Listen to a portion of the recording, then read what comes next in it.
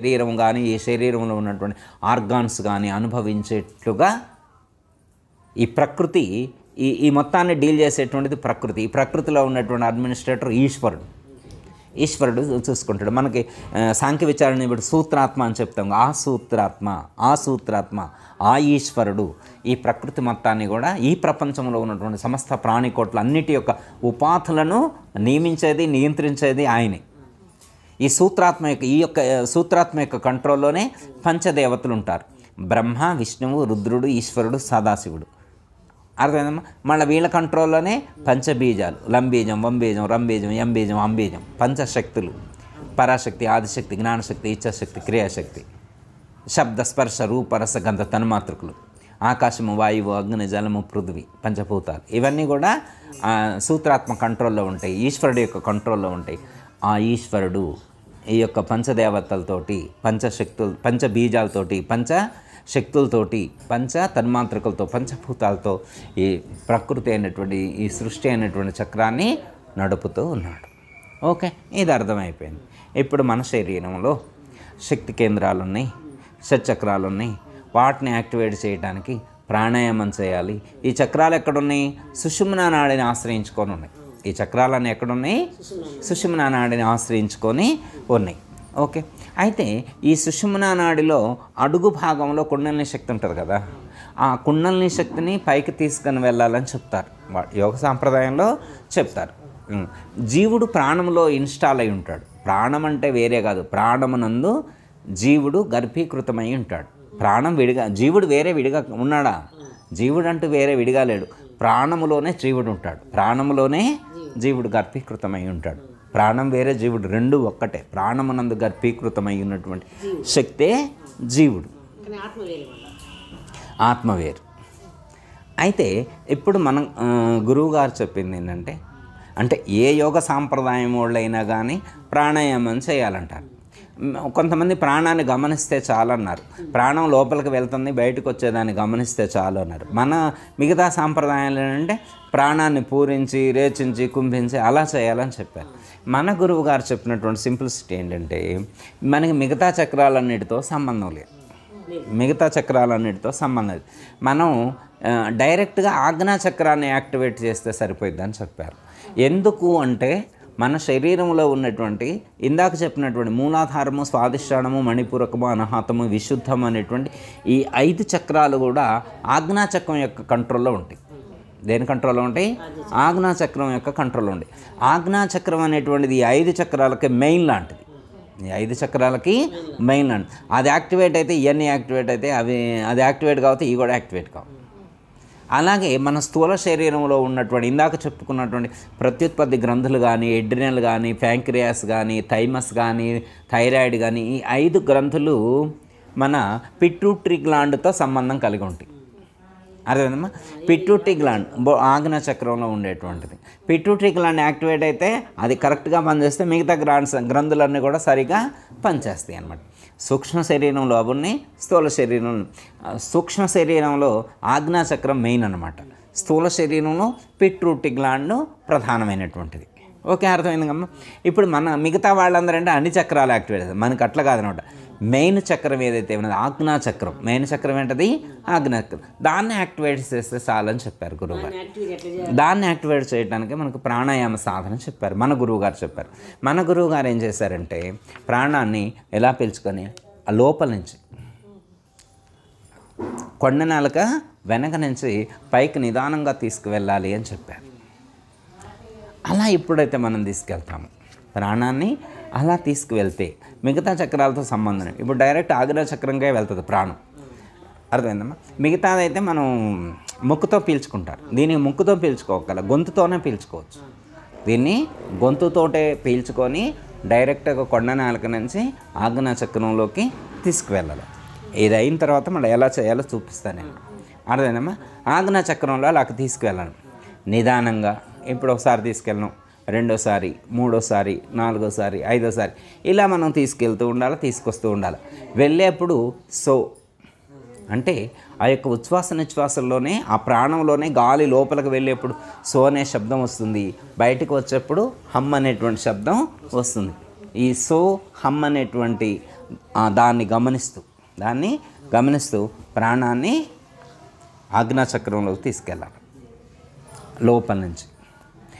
అలా వెళ్ళిన తర్వాత కొన్ని రోజులకి మనం సాధన చేస్తూ ఉంటే ఇది ఒక్కరోజుతో అయ్యేది కాదు. చాలామంది ఏంటంటే ఉపదేశం తీసుకున్న తర్వాత ఆత్మదర్శనం అయింది అని చెప్పి సాధన చేయరు అనమాట. ఇంక వాళ్ళు అక్కడే ఉంటారు, ఎక్కడ వేసిన గొంగళి అక్కడలాగానే ఉంటుంది. వాళ్ళు మళ్ళీ జన్మలు ఎత్తాల్సిందే, వాళ్ళు మళ్ళీ జన్మకు రావాల్సిందే. వాళ్ళ అదృష్టం బాగుండి ఈ జన్మలో మంచి గురువు గారు దొరికిండు. సాధన చేయకపోతే ఈ జన్మ వృధా అయిపోతే వచ్చే జన్మలు ఏముందమ్మా? కుక్క అయి పుట్టొచ్చు, పిల్ల అయి పుట్టొచ్చు, నక్క అయి పుట్టొచ్చు, దోమ అయి పుట్టొచ్చు, ఈగ అయి పుట్టొచ్చు. ఇక వాడి కర్మఫలాన్ని బట్టి వాడు జన్మకు వస్తుంది. మరి ఇప్పుడు అవకాశం దొరికింది కమ్మా, మంచి జన్మ లభించింది, మంచి గురువుగారు లభించారు, మంచి షార్ట్ కట్ యోగ మార్గాన్ని సూచించినప్పుడు మనం ఎంత సాధన చేయాలా, ఎంత ప్రయత్నం చేయాలా? అవకాశం ఇచ్చారు కదా. మరి ఇంత అవకాశం ఇచ్చినటువంటి అద్భుతమైనటువంటి అవకాశం ఇచ్చారు పరమాత్మ ఈ లోకంలో. ఈ జన్మనిచ్చి మంచి తల్లిదండ్రులు, మంచి కుటుంబ వ్యవస్థ, కూర్చొని ప్రాణాయామం చేసే అవకాశం మరి ఇచ్చినప్పుడు ఎంతమంది చేస్తున్నారు? చెయ్యట్లేదు.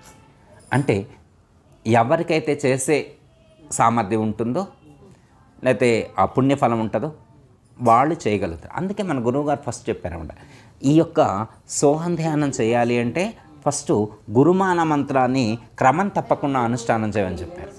మినిమం తప్పకుండా రోజుకు 108 సార్లు లెక్క, మినిమం తక్కువలో తక్కువ 108 సార్లు తక్కువ కాకుండా గురుమాల మంత్రాన్ని మనం అనుష్ఠానం చేసినట్లయితే మనకి ఈ యొక్క సోహం ధ్యానం చేయటానికి కావాల్సినటువంటి ప్లాట్ఫామ్ రెడీ అవుతుంది.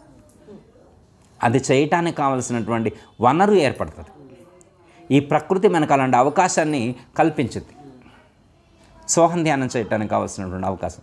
అందుకే గురువుగారు ఫస్ట్ ఉపదేశం ఇచ్చేప్పుడే ఖచ్చితంగా గురుమాల మంత్రాన్ని అనుష్ఠానం చేయమని చెప్తారు. ఓకే అమ్మా, ఇప్పుడు అర్థమైంది కదా. ఇప్పుడు ప్రాణాన్ని అలా పైకి తీసుకొని వెళ్ళాం. ఎందుకంటే మామూలుగా ఈ సహజంగా ప్రతి ఒక్క మానవుల్లో కూడా ఉచ్ఛ్వాస గాలి లోపలికి వెళ్తుంది, బయటికి వెళ్తుంది. కానీ ఆయనకు తెలియదు ఎక్కడి వరకు వెళ్తుందో తెలియదు.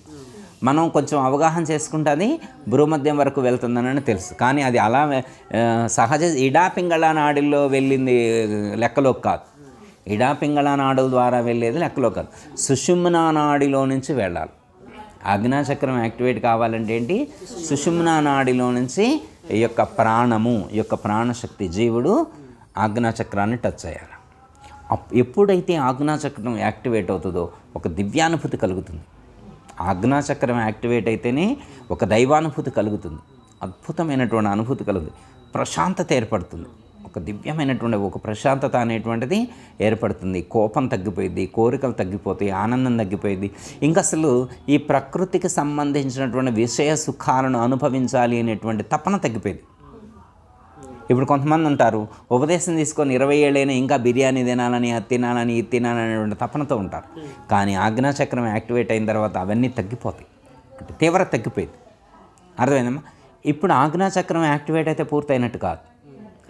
ఆజ్ఞాచక్రం యాక్టివేట్ అయితే ఏమవుతుందంటే ఒక దివ్య జ్ఞానం ఏర్పడుతుంది.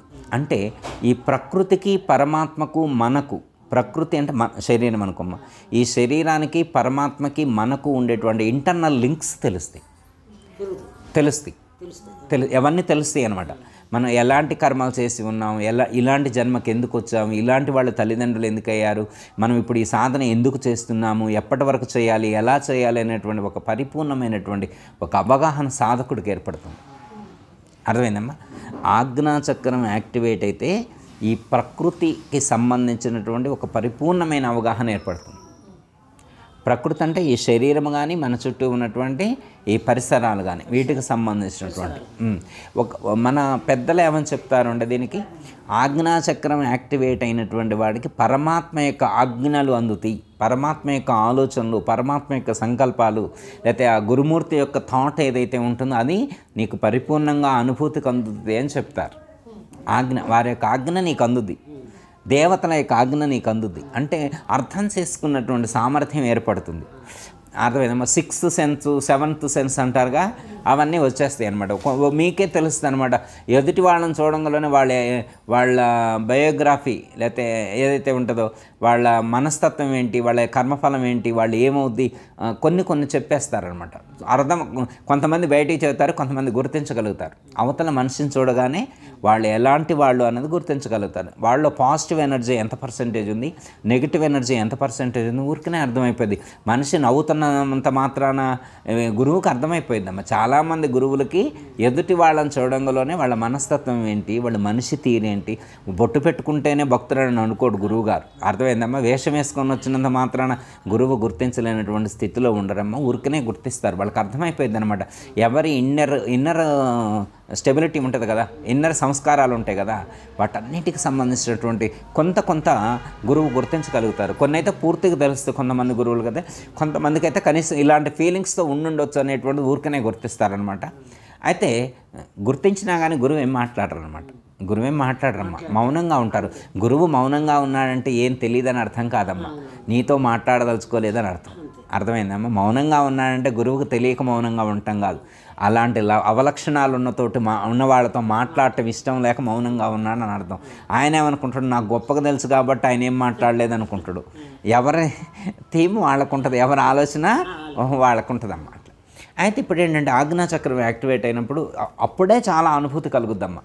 అప్పటికే మీకు ఎన్ని సంశయాలకు, ఎన్ని సందేహాలకు ఆన్సర్స్ దొరుకుతాయి అన్నమాట. మీకు పుట్టిన కాడి నుంచి ఇప్పటి వరకు ఉన్నటువంటి అనేకమైనటువంటి ప్రశ్నలు ఉంటాయి కదా, ఆ ప్రశ్నలన్నిటికీ కూడా సమాధానం అక్కడ దొరుకుద్ది ఆజ్ఞాచక్రం యాక్టివేట్ అయినప్పుడు. దాన్ని థర్డ్ ఐ ఓపెన్ అంటారు.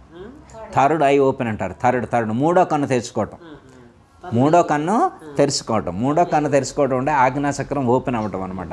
లేకపోతే జ్ఞాననేత్రం తెరుచుకోవటం అంటారు. మన భగవద్గీతలోనైతే శ్రీకృష్ణ పరమాత్మ జ్ఞాననేత్రము అని చెప్పారు. దాన్ని జ్ఞాననేత్రం అని శ్రీకృష్ణ పరమాత్మ చెప్పారు. యోగా వాళ్ళైతే థర్డ్ ఐ అంటారు. అదే శివభక్తులు అయితే శివుడు మూడో కన్ను తెరిచింది అంటాడు. శివుడే కాదు, మనకు కూడా 3 కళ్ళు ఉన్నాయి. ఆ మూడో కన్నే జ్ఞాననేత్రం, అది తెలియబడుతుంది అనమాట. అర్థమైందమ్మా. అంటే జ్ఞాననేత్రం తెరుచుకున్నటువంటి వాడికి ఏమవుతుందంటే, జ్ఞానం తెలుసుకున్నటువంటి వాడికి ఈ దేహాది జగత్తు నశించేది అనేటువంటి సత్యం దృఢమవుతుంది. శివుడు మూడో కన్ను తెరిస్తే లోకం కాలిపోయింది అంటారు కదా. దృశ్యాలు ఇవి నశిస్తాయి అంటే పూర్తి కాలిపోవటం అని కాదు అక్కడ అర్థం.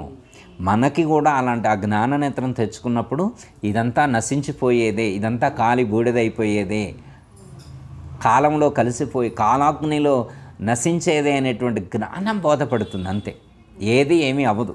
ఇదంతా నశించేదే అనేటువంటి జ్ఞానము దృఢమవుతుంది. ఇంకప్పుడు ఎలాంటి ఆశ వ్యామోహాలు ఉండవు సాధకుడికి. అలాంటి స్థితిని పొందినటువంటి వాడికి ఇంకా కోరిక అనేది పుట్టదు ఇంకా అసలు.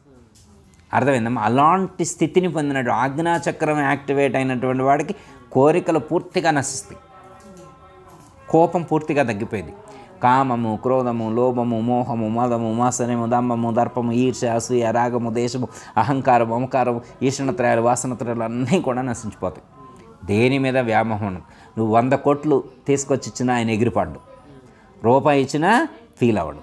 ఆయనకి ఎలాంటి ఆశా వ్యామోహాలు ఉండవు. అది కావాలి ఇది కావాలి అనేటువంటి తపన ఉండదు, తీవ్రత ఉండదు, పరిగెత్తటాలు ఉండవు, ఆరాటాలు పోరాటాలు ఏమీ ఉండవు. ప్రశాంత మనసుతో ఉంటాడు. ఆజ్ఞాచక్రం యాక్టివేట్ అయితేనే ఇలా ఉంటాడు.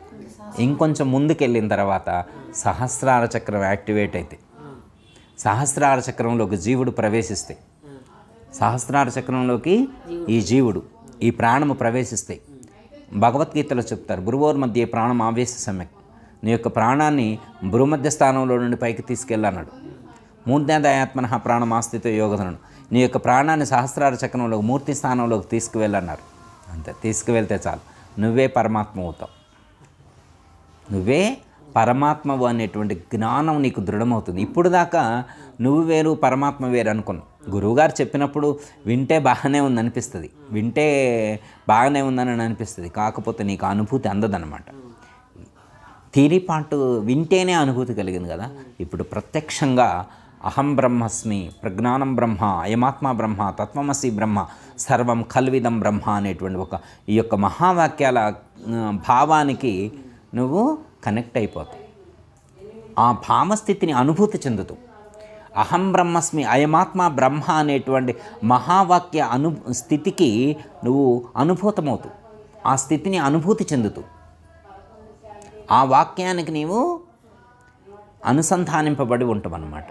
ఇంకా ఆ వాక్యం వేరు, నువ్వేరు కాదు. ఆ స్థితి మనకి అనుభూతి కందుది. అప్పుడు సర్వాత్మ భావం ఏర్పడుతుంది, సర్వజ్ఞత్వం ఏర్పడుతుంది, సర్వాత్మభావం ఏర్పడుతుంది, సర్వజ్ఞత్వం అనేటువంటిది ఏర్పడుతుంది. ఇక అది పొందినటువంటి వాడు ఏ ఒకానొకరు. అయితే మన ఋషులు, యోగులు, జ్ఞానులు, మునులు, సిద్ధపురుషులు, మన సద్గురువులు అలాంటి అనుభూతి చెందినా కానీ మౌనంగానే ఉన్నారు. నాకు తెలుసు అని కానీ తెలియదు అని కానీ ఎక్కడా పలకలేదు. ఎందుకు అంటే వారికి అవసరం లేదు, వారు ఆ స్థితిని పొందారంతే, వారు ఆ స్థితిని పొందారు. అర్థమైందా? ఇప్పుడు ప్రాణాన్ని ఏం చేయాలంటే ఆ లోపల నుంచి ఇక్కడికి ఫస్ట్ ఇక్కడికి వస్తుంది, అదే తర్వాత సహస్రార చక్రంలోకి వెళ్తాయి. అర్థమైందా? ఇది మనం చెయ్యంగా ఇప్పుడు ప్రాణాయామం చేస్తూ ఉన్నాం అనుకోమ్మ, అలా అంగిట్లో నుంచి పైకి తీసుకెళ్తున్నాం అనుకోమ్మ, ప్రాణాన్ని అలా తీసుకువెళ్తూ ఉంటే ఏమవుతుందంటే కొన్ని రోజులు ఇలా సాధన చేయంగా ఒక చల్లదనం అనేటువంటిది ఏర్పడుతుంది. ఒక మంచిగా కోల్డ్నెస్, చల్లదనం ఏర్పడుతుంది, మంచిగా అనిపిస్తుంటుంది. మీరు చేస్తూ ఉంటే మంచిగా అనిపిస్తుంది. ఇలా సాధన చేస్తూ ఉన్నటువంటి సందర్భంలో మనకి కొంతమందికి అయితే దశవిధనాదాలు వినిపిస్తాయి, అవి అద్భుతంగా ఉంటాయి. కొంతమందికి అయితే చిత్కళలు అంటారు, చిత్కళలు రకరకాల అద్భుతమైనటువంటి కాంతులు దర్శింపబడతాయి. అవే చూస్తూ ఉండిపోవాలనిపించేంత, అవే చూస్తూ ఉండిపోయేంత ఆహ్లాదకరమైనటువంటి కాంతులు మనకు దర్శింపబడతాయి. తర్వాత అనేకమైనటువంటి సిద్ధులు ప్రాప్తిస్తాయి. అణిమ, లఖిమ, గరిమ, ప్రాకామ్య, ఇలాంటి అనేకమైనటువంటి సిద్ధులు, అష్టసిద్ధులు లాంటివి, ఇలాంటి సిద్ధులు. మీరు మాట పలికితే వేదమైంది, మీరు ఏదైనా పలికితే వేదమైంది. మీరు చూస్తేనే వాడు పవిత్రుడైపోతాడు, మీరు ఇలా చూస్తేనే వాడు పవిత్రుడైపోతాడు, మిమ్మల్ని చూస్తేనే వాడికి ఎనలేని ఆనందం కలుగుతుంది. ఇలా మీకు సిద్ధులు కలిగినప్పుడు కానీ, చిత్కళలో దర్శింపబడినప్పుడు కానీ, దశవిధనాదాలు వినిపించినప్పుడు కానీ మీరు టెంప్ట్ అవ్వకూడదు. టెంప్ట్ అయిపోతే అక్కడే ఆగిపోతాం. మన లక్ష్యం అది కాదు. మన లక్ష్యం సిద్ధులు పొందటం కాదు, మన లక్ష్యం మోక్షాన్ని పొందటం, జన్మరహితాన్ని పొందటం, సహస్రారానికి చేరటమే. అర్థమైందమ్మా? మనం ఇలాంటి సిద్ధులు ఎన్ని కలిగినప్పటికీ కూడా, ఎన్ని మహిమలు చేసేటువంటి సామర్థ్యం ఏర్పడినప్పటికీ కూడా అక్కడ ఆగిపోకూడదు. మళ్ళీ ఎక్కడా నీకు ఇన్ని సిద్ధులు కలిగినాయి అని చెప్పి ఎక్కడ ప్రకటించకూడదు కూడా. నాకు ఆ సిద్ధొచ్చు, ఈ సిద్ధొచ్చు అని చెప్పి ఒక డైరెక్ట్ ప్రపంచంలోకి వచ్చేసి అలా ప్రకటించకూడదు. అర్థమైందమ్మా? నీ యొక్క మహిమ కానీ సిద్ధి కానీ బయటికి ప్రకటితం చేయకూడదు. అంటే యోగులకు అవి సహజ సిద్ధంగా ఏర్పడేటువంటివి, సహజ సిద్ధంగా ప్రాప్తించేటువంటివి అవి. అర్థమైందమ్మా? సహజ సిద్ధంగా ప్రాప్తించేటువంటి వాటిని నువ్వు వాటి కోసం ప్రత్యేకమైనటువంటి డయాసులు, వేదికలు ఏర్పాటు చేసి నన్ను చూడు, నా మహిమ చూడు, నా గొప్పతనం చూడు, నా సిద్ధి చూడు అని చెప్తే వాడు అక్కడ ఆగిపోతాడు, ముందుకు వెళ్ళలేడు. దీనికంటే అద్భుతమైనటువంటి ఆనందాన్ని పొందే అవకాశం ఉన్నప్పుడు ఇక్కడే ఆగిపోవటం ఎందుకు? అర్థమైందమ్మా? అప్పుడు ఎప్పుడైతే వీటన్నిటినీ దాటుకుంటూ, వీటన్నిటినీ ఫస్ట్లో ప్రకృతి ద్వారా వచ్చేటువంటి వ్యతిరేకతలు ముందుకు వెళ్లకుండా ప్రకృతి పరీక్ష చేస్తాయి. మన పట్టు ఎంత ఉంది, మన బలం ఎంత ఉంది, మనకి ఇంట్రెస్ట్ ఎంత ఉంది, ఇవి పట్టుపట్టి చూస్తాయి అన్నమాట. సపోజ్ ఉదాహరణకి మీరు ముందే ఒకరోజు ఫిక్స్ చేసుకున్నారు, ఎట్లయినా నేను ఈరోజు యోగా చేయాలి లేదా ప్రాణాయామం చేయాలి, గురువుగారు చెప్పినటువంటి సాధన చేద్దామని మీరు అనుకున్నారు. మీరు అనుకున్న రోజునే మీకు ఇష్టమైనటువంటి ప్రోగ్రాం టీవీలో కూడా వస్తుంటుంది, లేకపోతే మీ ఇష్టమైనటువంటి ఫ్రెండ్స్ వస్తారు, లేదా మీ ఇష్టమైనటువంటి బంధువులు వస్తారు. ఇట్లా ఏదో ఒకటి పరీక్ష వస్తుంది అనమాట. వాటన్నిటిని ఓవర్టేక్ చేసుకోగలగాలి. ప్రకృతి ద్వారా వచ్చేటువంటి అవాంతరాలను, అవరోధాలను దాటుకునేటువంటి ప్రయత్నం చేయాలి. వీటిని కొంచెం అంటే సమయస్ఫూర్తితో, సందర్భోచితంగా వీటిని అధిగమించే ప్రయత్నం చేయాలి. ఫస్ట్ ఇక్కడే ఆగిపోతాం. నెక్స్ట్ స్టెప్ లోపలికి వెళ్ళిన తర్వాత ఎంటర్టైన్మెంట్స్, కొన్ని ధ్వనులు వినిపిస్తాయి, కొన్ని దృశ్యాలు కనిపిస్తాయి, కొంతకాలం అయిన తర్వాత లాస్ట్ స్టేజ్ ఏంటంటే అమృతం స్రవిస్తుంది. సహస్రార చక్రంలో నుంచి అమృతం అనేటువంటి అమృత ధార అనేటువంటిది మనకు కిందికి వస్తుంది అనమాట. అది ఎక్కడికి వస్తుంది అంటే కొండ నాలుక మీదకి వస్తుంది. ఆ కొండ నాలుక మీద నుంచి అంగిట్లో పడుతుందన్నమాట. అలా అమృతం అనేటువంటిది సహస్రారంలో నుంచి కొండ నాలుక మీద నుంచి అంగిట్లో పడినప్పుడు కలిగేటువంటి అనుభూతి వేరు. ఎవరికైతే అలాంటి అనుభూతి కలిగిందో ఆ అనుభూతి కలిగిన తర్వాత ఆ సాధకుడికి ఏమనిపిస్తుందంటే ఇక మరణించినా చాలు, నాకు ఈ జన్మకు వచ్చినటువంటి కర్తవ్యం పూర్తయింది, ఇక చాలు, ఇక పోయినా పర్లేదు, ఈ శరీరం పోయినా పర్లేదు, ఎందుకంటే లక్ష్యం నెరవేరింది. అర్థమైందమ్మా? అంటే ఇంకా ఎవరికైతే అలాంటి అనుభూతి కలుగుతుందో వాళ్ళకి ఇంకా దేహభావం ఉండదు, దేహభావన ఉండదు. ఇక వాళ్ళు దైవభావంతో జీవిస్తారు. మీరు ఎంత కావాలని మోసం చేసినా కానీ వాళ్ళు మిమ్మల్ని ఏమంటారు. వాళ్ళు ఎప్పుడూ కూడా ప్రత్యేకంగా అది కావాలి ఇది కావాలి అనేటువంటి ఆలోచనతో జీవించరు. అర్థమైందమ్మా? ఇది ప్రాణాయామ సాధన చేసి సహస్రార చక్రాన్ని చేరుకొని అహం బ్రహ్మాస్మి అనేటువంటి స్థితిని పొందినాం కదా. ఇది అయిపోయింది. ఇది మన గురువుగారు సాంప్రదాయంలో చెప్పేటువంటి ఒకానొక స్టేట్ నాలెడ్జ్. అర్థమైందమ్మా?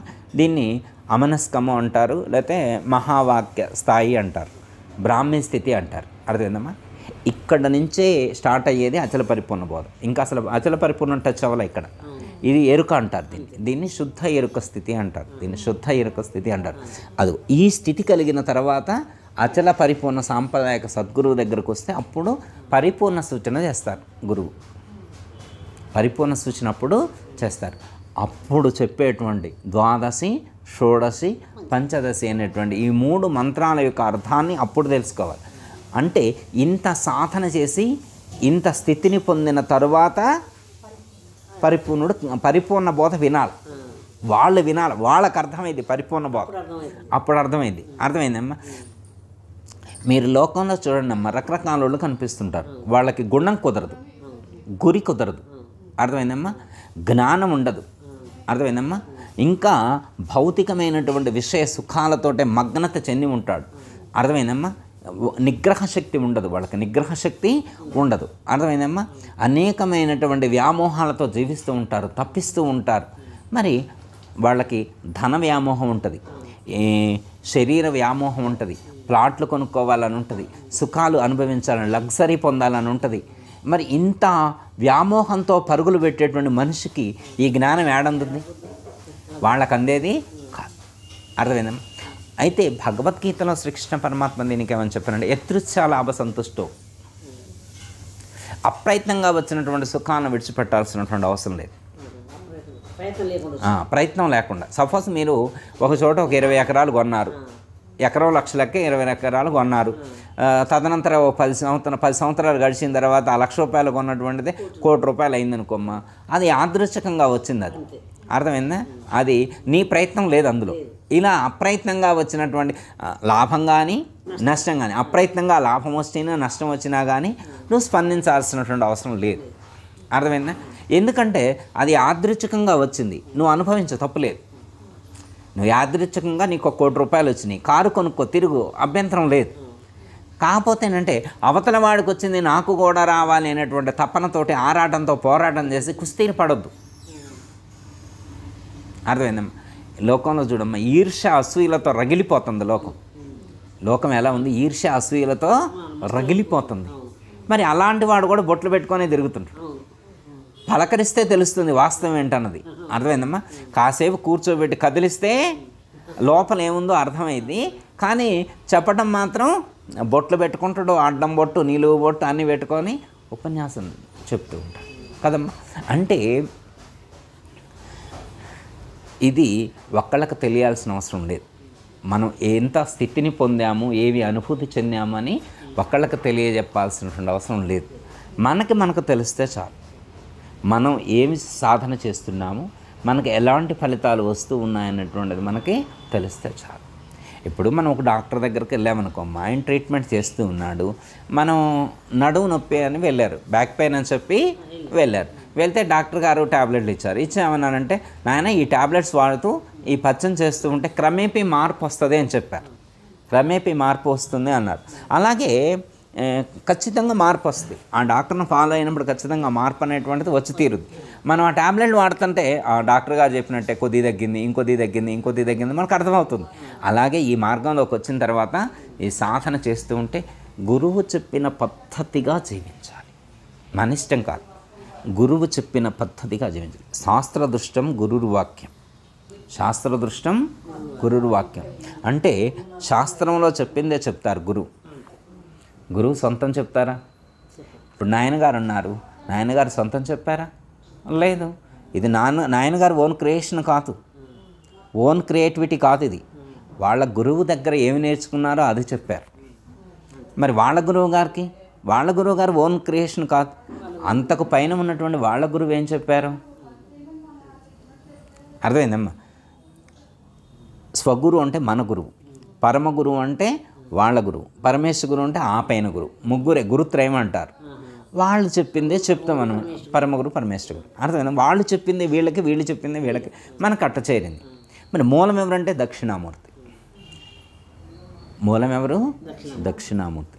ఈ యొక్క పెట్టుకోవచ్చు. పరిపూర్ణ బోధను, మన యొక్క అచల పరిపూర్ణ బోధను శ్రీ దక్షిణామూర్తి చతుర్ముఖ బ్రహ్మకు ఎరిగించినట్లుగా మనకు అనంతోపనిషత్తు ద్వారా తెలుస్తుంది. ఆ అనంతోపనిషత్తును మనం పఠించినప్పుడు ఈ యొక్క జ్ఞానాన్ని ఎవరికి అందించారు అనేటువంటిది దక్షిణామూర్తి ద్వారా చతుర్ముఖ బ్రహ్మకు వచ్చింది.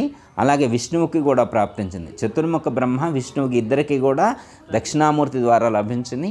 అలా బ్రహ్మ విష్ణువుల ద్వారా ఈ సమస్త లోకానికి పరంపరగా అందుతూ ఉంది అని మనకు గురువుగారు చెప్పడం అనేటువంటిది జరిగింది. ఓకే అమ్మా, ఇంత గొప్పదైనటువంటి జ్ఞానాన్ని ఎక్కడ దక్షిణామూర్తి, మనం ఎక్కడున్నాం, సత్యలోకం ఎక్కడ? అర్థమైందమ్మా? సత్య యుగం అంటారు కదా, అర్థమైందమ్మా? మరి కృతయుగం ఉన్నాయి కమ్మా, ఒక్కొక్క యుగం, త్రేతాయుగం, ద్వాపర యుగం, కలియుగం, వరుసగా యుగాలు ఉన్నాయి కదా. మరి ఎక్కడ కృతయుగం అక్కడ దక్షిణామూర్తి, ఎక్కడ కలియుగంలో కొన్ని వేల సంవత్సరాలు గడిచినాయి కమ్మా, కొన్ని లక్షల సంవత్సరాలు గడిచినాయి కదా. మరి ఇన్ని లక్షల సంవత్సరాల నుంచి పరంపరాప్రోక్తంగా ఒక గురువు ద్వారా నాకు ఈరోజు ఇంత గొప్ప జ్ఞానం అందిందంటే దాన్ని ఎంత విలువగా నేను భావించాలి, ఎంత విలువగా భావించాలమ్మా? అర్థమైందా? అదిగో అంటే విలువ తెలిసినటువంటి వాడు వినియోగించుకొని తరిస్తాడు. విలువ తెలిసినటువంటి వాడు వినియోగించుకొని తరిస్తాడు. విలువ తెలియనటువంటి వాడు తిరుగుతూనే ఉంటాడు, వినియోగించుకోలేడు. తిరుగుతూనే ఉంటాడండి. ఎక్కడ తిరుగుతున్నాడంటే ఊర్లో తిరగడం, మళ్ళీ జన్మలకు తిరుగుతూనే ఉంటాడు. మళ్ళీ తిరగటం అంటే ఎక్కడంటే జనన మరణ ప్రవాహ చక్రంలో పడి కొట్టుకొని పోతూనే ఉంటాడు. మరి ఎన్ని జన్మలు ఎత్తుతాం? ఎన్ని జన్మలను ఎత్తుతాం? ముగింపు వద్దా? మనం ఎప్పుడు పాట పాడుకుంటాం, వచ్చిపోయే బాట గదండి, గురు కరుణ చేత చచ్చిపోతే మరలరమండి. వచ్చిపోయే బాట గదండి, గురు కరుణ చేత చచ్చిపోతే మరలరమండి. అచ్చమైన పూర్ణ బోధ తెచ్చినాడు దేశికుడు, దిచ్చుతనము లేక విని హెచ్చే నెరుక నెచ్చెదాము రండి గురుపుత్రులారా, సద్గురుని సేవకు రండి సద్భక్తులారా. అదేనమ్మా, ఇది వచ్చిపోయేటువంటి బాట కాదు. ఎవరైనా చచ్చిపోవాలి. ఎలా చచ్చిపోవాలంటే చచ్చిపోదానికి కూడా ఏమని చెప్పారంటే గురు కరుణ చేత చచ్చిపోతే. గురు కరుణ చేత అంటే గురువు చెప్పినటువంటి జ్ఞానాన్ని తెలుసుకొని అర్థం చేసుకొని ఎవరైతే మరణిస్తారో వాళ్ళు మళ్ళీ జన్మ. గురు కరుణతో అంటే అదిగో గురువు సూచించినటువంటి ఈ జ్ఞానం ఏదైతే ఉన్నదో, ఈ జ్ఞానము ఏదైతే ఉన్నదో ఇట్టి జ్ఞానాన్ని ఆచరించి ఆ స్థితిని పొందినటువంటి వాడు మళ్ళీ జన్మకు రాడు. అర్థమైనా? మరి ఎంతమంది ప్రయత్నం చేస్తుంటారంటే అది ప్రయత్నం చేయటానికి కూడా సంస్కారం కారణం. సంస్కారం అంటే ఒకటి గత జన్మలలో మనం చేసుకున్నటువంటి పుణ్యఫలం సంస్కారం, రెండు ఈ జన్మ ప్రయత్నం. ఈ జన్మలో ప్రయత్నం కూడా చేయాలి. ప్రయత్నం చేయకపోతే ఎట్లమ్మా? ఇప్పుడు చాలామంది మంచి కుటుంబంలో జన్మిస్తారు, మంచి గురువును ఆశ్రయిస్తారు. మరి ప్రయత్నం చేయకపోతే ప్రయత్నలోపం కూడా ప్రభావం చూపిస్తుంది. అందుకని సరైన ప్రయత్నం కూడా మనం చేయాలి. అర్థమైందమ్మా? మన అదృష్టం బాగుండి మనకు మంచి గురువు లభించారమ్మా. అర్థమైందమ్మా? మంచి జ్ఞానాన్ని బోధించారు. మరి మంచి గురువు లభించి మంచి జ్ఞానాన్ని బోధించినప్పుడు మరి ఇంత జ్ఞానాన్ని విని, ఇంత గొప్ప జ్ఞానాన్ని విని మరి ఆచరించకపోతే ఇంకెందుకు తల్లి? జన్మ వృధా అయిపోతుంది కదా. అర్థమైందమ్మా?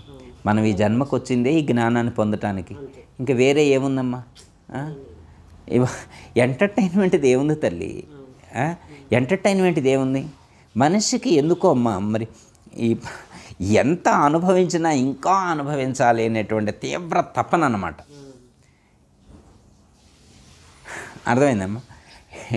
యయాతి మహారాజుకి వాళ్ళ కొడుకు ఇంకో 100 సంవత్సరాలు ఎక్స్టెన్షన్ ఇస్తాడన్నమాట, ఆయువు ఇస్తాడు.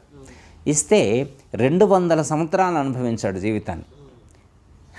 తర్వాత ఎవరో అడిగారు, ఏనాయనా మరి అందరూ 100 సంవత్సరాలే కదా అనుభవించేది, నువ్వు ఎక్స్టెన్షన్ తీసుకున్నావు కదా, ఇంకో 100 years ఎక్స్ట్రా అనుభవించినావు కదా, నీ ఎక్స్పీరియన్స్ ఏంటో చెప్పు అన్నారు.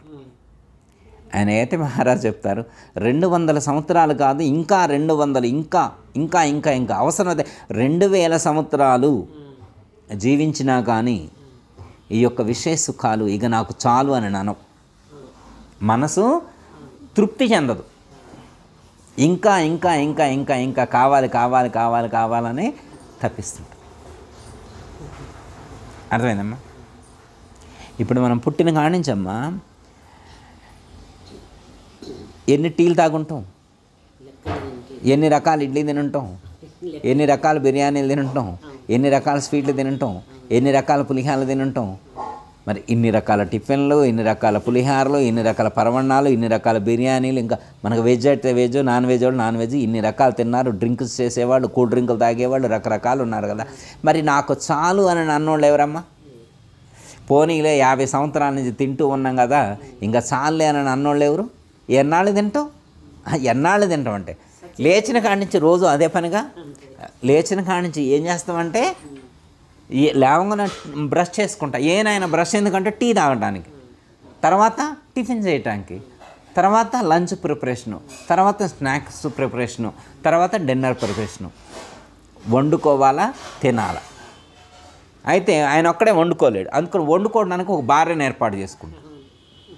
అవన్నీ డబ్బులు సంపాదించి అవన్నీ కొనుక్కొస్తారు. దేనికి? వండుకొని తింటాను. అంతేకమ్మా, వండుకొని తినడానికి డబ్బులు సంపాదిస్తారు. అవన్నీ తీసుకొచ్చి ఇంట్లో పెడతారు. అమ్మ నువ్వు వండి పెట్టు తల్లి, ఇద్దరం కలిసి కూర్చొని తిందామని.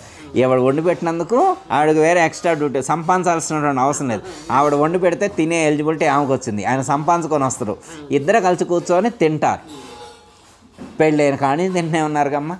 తల్లిదండ్రులు ఉన్న ఫస్ట్ తినిపించారు, పెళ్ళైన తర్వాత తింటూనే ఉన్నారు. రోజు తింటమే. ఇక నాకు చాలని ఎప్పుడు అంటాడు? ఇక నాకు చాలని ఒక్కరోజు అని అంటాడమ్మా. ఇన్ని ఇడ్లీలు తిని, ఇన్ని దోశలు తిని, ఇన్ని బిర్యానీలు తిని, ఇన్నిసార్లు వంకాయ కూర తిని, ఏం కూర? వంకాయ కూర ఇష్టం, మళ్ళీ అదే తింటాం, మళ్ళీ అది ఎన్నిసార్లు తింటాం. మిరపకాయ బజ్జీలు ఇష్టం, ఎన్నిసార్లు తింటాం. తృప్తి లేదా?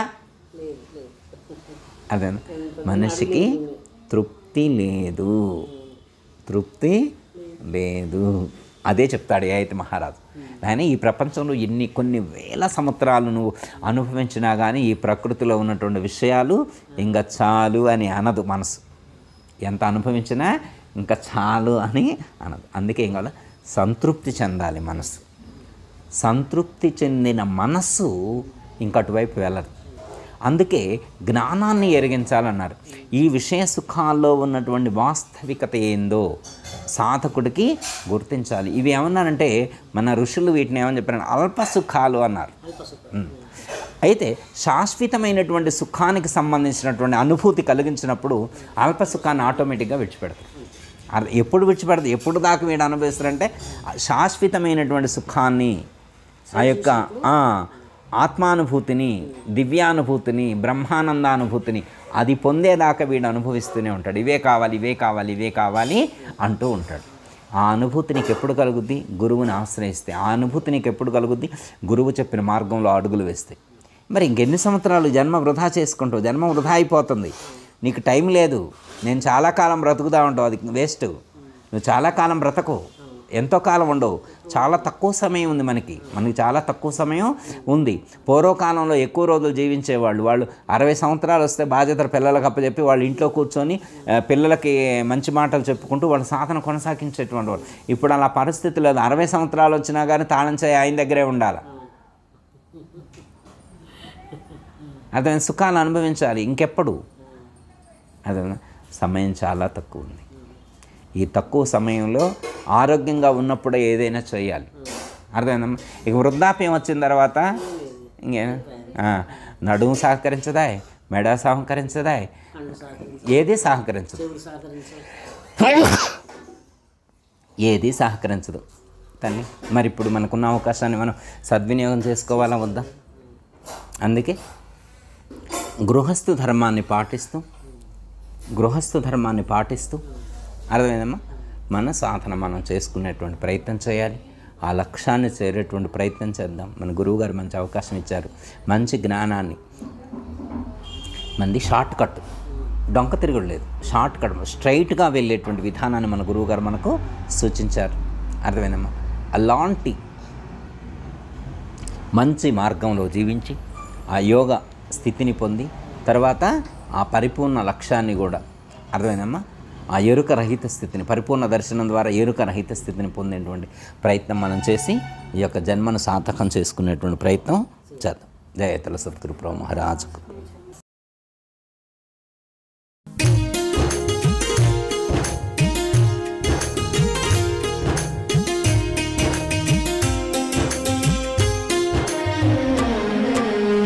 ఏది కాదు నిజము శాశ్వతమేది కాదు నిజము, ఏది కాదు నిజము శాశ్వతమేది కాదు నిజము.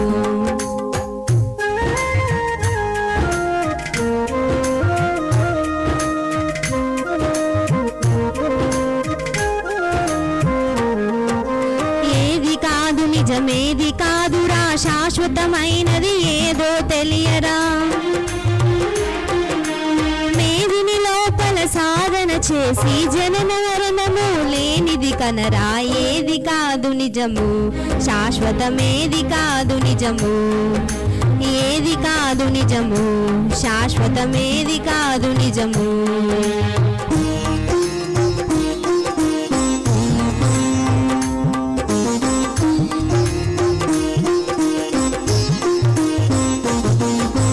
తల్లిదండ్రులు బంధుమిత్రులు మేడలు మిద్దెలు నిజము కాదురా. అన్నదమ్ములు ఆస్తిపాస్తులు కలకాలంబు ఉండబోవురా.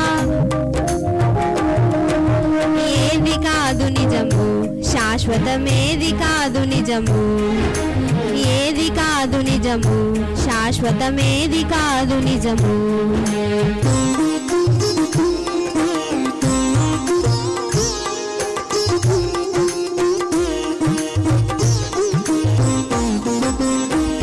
బిడ్డలని మిన్నగా చూస్తే ఉన్నది మొత్తం సున్న చేస్తారు. పేగు బంధమని ప్రేమ చూపకు, కల్తీ ప్రేమల కళ్ళ ప్రపంచం. ఏది కాదు నిజము శాశ్వతమేది కాదు నిజము, ఏది కాదు నిజము శాశ్వతమేది కాదు నిజము.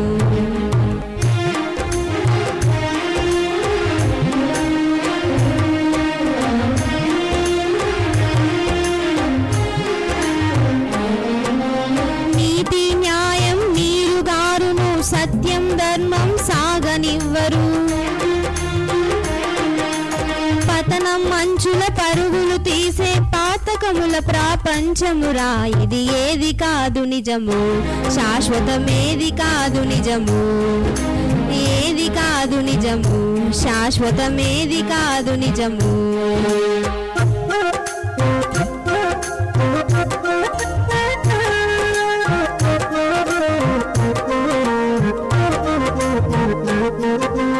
ధనధాన్యంబులు ధారసుతాదులు ఘనమని ఎంతో మురవకురా.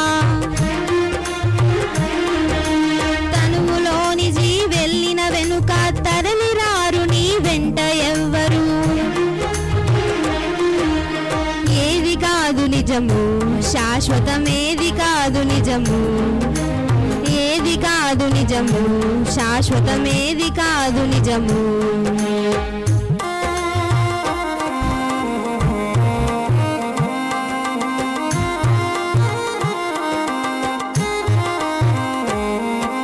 అందమైన ఈ స్వప్న ప్రపంచం సుందర మందిరమనుచు మురువకు. వందలాది జనులెందరెందరో ముందుగా తిని గనలేకయున్నరు. ఏది కాదు నిజము, శాశ్వతమేది కాదు నిజము. ఏది కాదు నిజము, శాశ్వతమేది కాదు నిజము.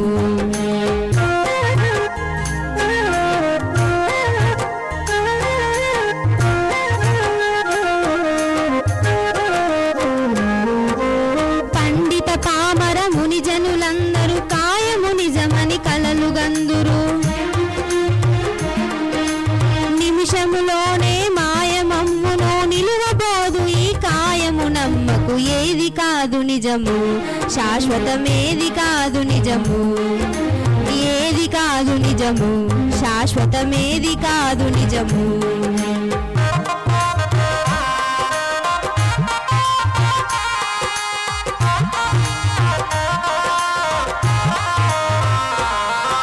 ధరణిల వైరా గ్రామమందున శ్రీ గురుదేవుడు సత్యయాఖ్యుడు. పరమును దెల్పియు కృష్ణమూర్తికి ఎరుక భ్రాంతిని తీసివేసెను. ఏది కాదు నిజము, శాశ్వతమేది కాదు నిజము. ఏది కాదు నిజము, శాశ్వతమేది కాదు నిజము. ఏది కాదు నిజము, శాశ్వతమేది కాదు నిజము. ఏది కాదు నిజము, శాశ్వతమేది కాదు నిజము. అందరికీ జై గురు. మరిన్ని ఆధ్యాత్మిక రహస్యాల కోసం అచల బోధ, ఆత్మబోధ, భగవద్గీత, అలాగే పండుగల్లో దాగిన అర్థాలు, అంతరార్థాల కోసం మరియు యోగము, ధ్యానము మొదలైన అనేక ఆధ్యాత్మిక తెలుగు ప్రవచనాల కోసం క్రింద ఉన్నటువంటి రెడ్ కలర్ సబ్స్క్రైబ్ బటన్ను క్లిక్ చేయండి. అలాగే ప్రక్కనే ఉన్నటువంటి గంట సింబల్ను నొక్కండి. అలాగే ఈ వీడియో మీకు నచ్చినట్లయితే లైక్ చేయండి మరియు షేర్ చేయండి. జై గురు.